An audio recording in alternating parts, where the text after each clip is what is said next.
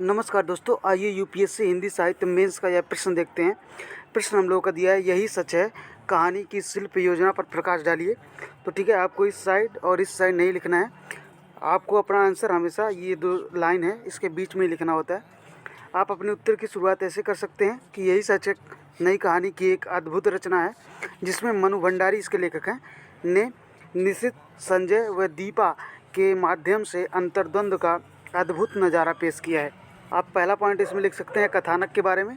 यही सच है में कोई घटना मुख्यतः नहीं है, बल्कि अलग अलग परिस्थितियां एवं उनका वर्णन किया गया है। फॉर एग्जाम्पल कि दीपा का कानपुर आना, संजय से प्रेम होना, कलकत्ता जाना, वहाँ निशित का मिलना आदि इस तरह की घटनाएं होती हैं और वह अंतर्द्वंद में रहती है कि आखिर कौन सा सच्चा प्यार है। अतः पारंपरिक कथानक टूट गया है। ठीक है, अगला पॉइंट आप लिख सकते हैं चरित्र योजना। तो आपको पता है मनु भंडारी जो थी वो धारावाहिक लिखती थी, फिल्मों को भी लिखती थी, ये लेखिका थी। इसलिए हमें अंतर संघर्ष के माध्यम से नाटकीयता जो होती है उसका उन्होंने सुंदर चित्रण किया है। यही सच में देखने को मिलता है।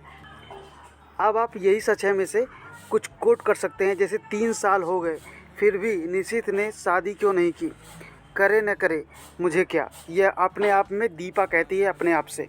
ठीक है, अगला पॉइंट आप लिख सकते हैं चरित्र परिस्थितियों के हाथों की कठपुतली है जिससे उनका स्वाभाविक विकास हुआ है। अब एक कथन और आप कोट कर दीजिए उसी में से कि बार बार मेरा मन कह रहा है कि निशित मेरे हाथ पर अपना हाथ रख दे। ठीक है, इस तरह की स्थितियाँ उसमें विद्यमान होती हैं। आजकल आप देखते होंगे जो एकता कपूर कहानियाँ बनाती है, धारावाहिक बनाती है, उसी तरीके से ये भी लिख रही थी। ठीक है, उस समय।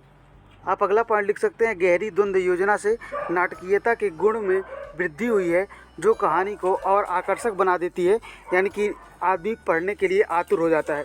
ठीक है, आप एक कथन उसमें से कोट कर दीजिए कि ट्रेन गुजरने लगी लेकिन उसने अभी तक मुड़कर नहीं देखा।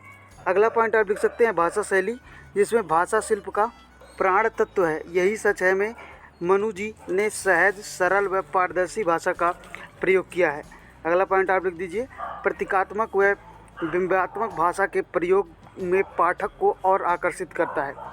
रजनीगंधा की महक फैल गई, ये कथन उसमें आता है। ठीक है, अगला आप लिख सकते हैं छोटे संवादों में तद्भव शब्दों का प्रयोग किया गया है।